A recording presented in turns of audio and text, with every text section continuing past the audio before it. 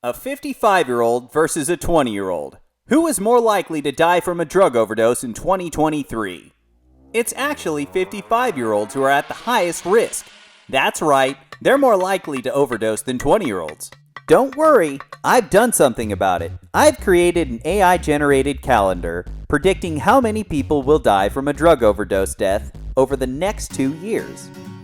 Even better, this calendar is free and gives you the power to save a life. A link to the calendar is in the video description below.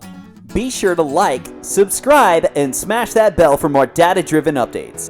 This calendar can predict that for the next 650 days, 120 of which are going to have a high amount of drug overdose deaths. With an accuracy of 97%, this death calendar is more accurate than a farmer's almanac. Hello world, my name is Data Mining Mike the Adventure Diver. I mine datasets and I create artificial intelligence out of it. And I'm here to tell you about my adventure diving data experience into the uncanny world of drug overdose deaths.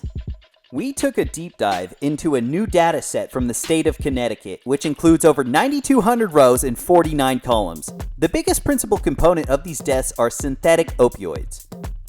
The death calendar incorporates any opioid. I explored this death set, and this is what I found. Notice the graph. It has two distinct modes, or wave tops. These waves hover over the 35-year-olds and 55-year-olds, respectively.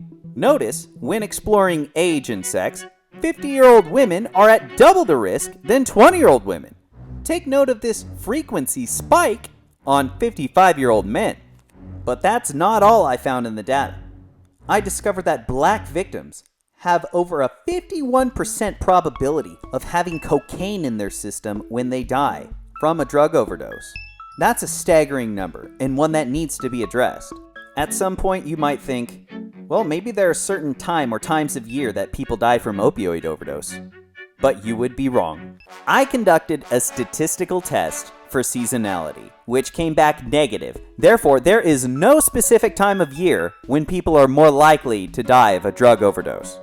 So I fed the data to an artificial intelligence bot called ARIMA, or Auto-Regressive Incremental Moving Average. The ARIMA bot can predict the future. The ARIMA bot can make predictions and create forecast calendars.